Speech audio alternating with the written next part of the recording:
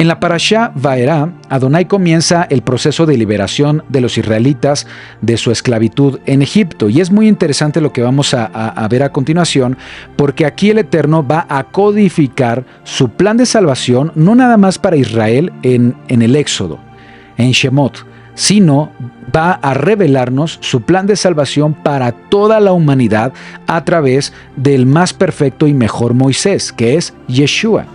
¿Sí? Vamos a comenzar la lectura ahora sí en la Parashá. Vamos a Éxodo 6 y vamos a leer a partir del versículo 2. Leemos juntos y dice así: Habló todavía Elohim a Moisés y le dijo: Yo soy Yud-Hei Vav-Hei. Y aparecí a Abraham, a Isaac, a Jacob como Elohim omnipotente, como El Shaddai. Mas en mi nombre Adonai, o en mi nombre Yud-Hei Vav-Hei, no me di a conocer a ellos. También establecí mi pacto con ellos de darles la tierra de Canaán, la tierra en que fueron forasteros y en la cual habitaron. Asimismo, yo he oído el gemido de los hijos de Israel a quienes hacen servir los egipcios y me he acordado de mi pacto. Bien.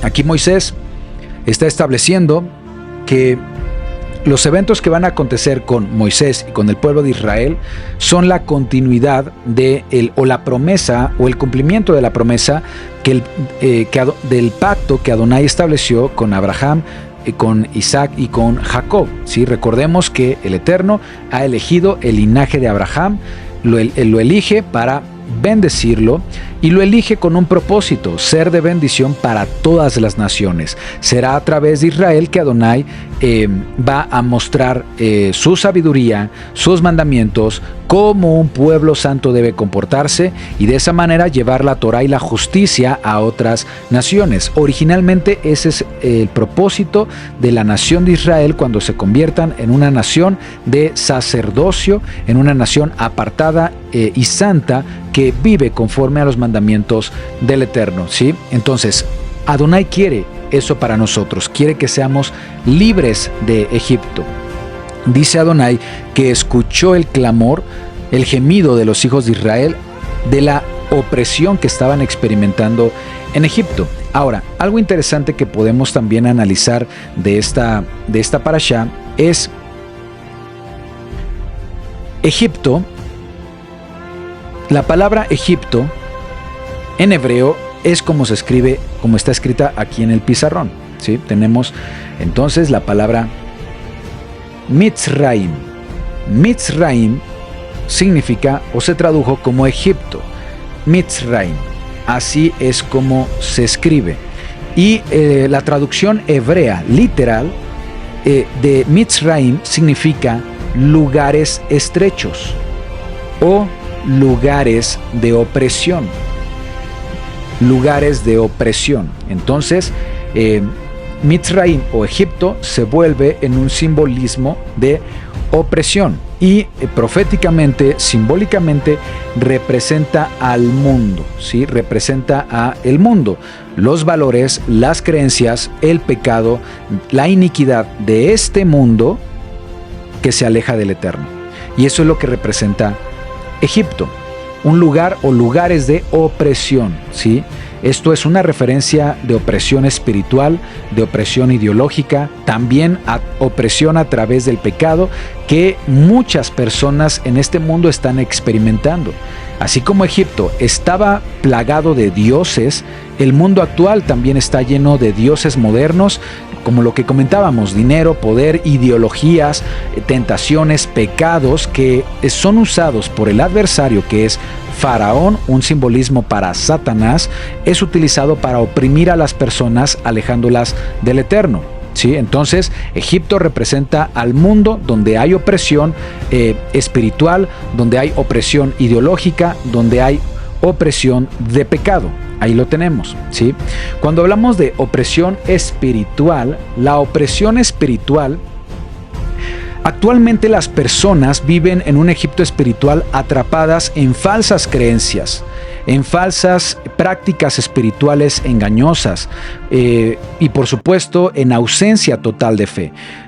las personas anhelan del Eterno, buscan de Adonai, necesitan de Adonai, y el faraón espiritual, que es Hasatán, utiliza y aprovecha esa necesidad humana para darle a las personas el engaño disfrazada de verdad. Y por eso las personas buscando del Eterno ven diferentes puertas y entran a esas puertas, pero no se dan cuenta que entran a puertas de idolatría, a puertas de opresión espiritual, donde no van a crecer espiritualmente, donde va a haber una falsa relación con el Eterno. Estoy hablando, por ejemplo, del sistema religioso católico. Sé que muchas personas que nos ven son católicas, pero dentro del catolicismo pues hay prácticas religiosas que no se encuentran en las escrituras y que muchas de ellas son pecado. De entrada, la Biblia hebrea ha cambiado los mandamientos del Eterno, y ese cambio es un pecado muy grave, porque la palabra dice en Deuteronomio 4:2 que no debemos cambiar ni quitar, ¿sí?, a la palabra del Eterno. También han cambiado el día de reposo que está ordenado en las escrituras, el séptimo día, Shabbat, a un culto dominical el primer día de la semana que dura unas horas, lo cual no tiene que ver con algo bíblico. Es decir, uno se puede reunir todos los días de la semana. Nos podemos hacer congregación todos los días de la semana, incluido el primer día de la semana, pero eso no se llama Shabbat. Y el problema con el sistema religioso es que eso está tratando de sustituir el Shabbat. Y como esto, hay muchos mandamientos que tienen que ver con la adoración de imágenes o la veneración de imágenes o simplemente la fabricación de ídolos. Eso es pecado para las escrituras.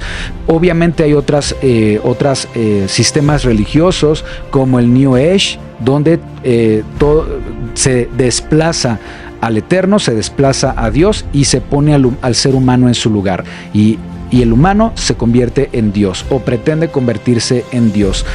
Un sistema espiritual que es vano, que es superficial y que no tiene nada que ver con el verdadero caminar espiritual que hemos encontrado en la Torá o en la palabra del Eterno. Y como eso, hay muchas expresiones religiosas donde las personas están cayendo por su necesidad de Adonai, pero son prácticas espirituales engañosas y de ausencia total de fe, ¿sí? Y eso es opresión espiritual, aunque la gente no se dé cuenta. Las personas pueden estar en esclavitud sin reconocerlo. Es cuando una persona no se ha dado cuenta que de pronto tiene una enfermedad y es en algún momento que le genera cierto malestar, que va al médico y descubre que esa enfermedad ha estado ahí por mucho tiempo. Es algo similar. Entonces necesitamos un despertar espiritual para buscar el camino correcto, y ese camino ya lo conocemos. El camino, la verdad y la vida es Yeshua, pero no el Yeshua romanizado, sino el Yeshua que nos enseñó la voluntad del Padre, que nos enseñó obediencia a la Torá del Eterno. Entonces estos medios espirituales pues no van a otorgarnos nunca. Me refiero a sistemas religiosos, sistemas espirituales, New Age, paganismo, budismo, prácticas donde se busca a Dios de formas extrañas, nunca van a darnos una verdadera satisfacción y propósito.